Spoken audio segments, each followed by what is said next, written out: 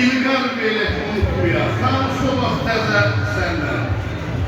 Gözəllərin gözəlsən, şairlərin başı gəzərsən, üzün yaman məzərsən, qonaq gedək sizə səndən. Zalım olacaq, deyəsən gəl, deyəsən gəl. Həmimiz bir deyir, mən də başım sana koyuyorum.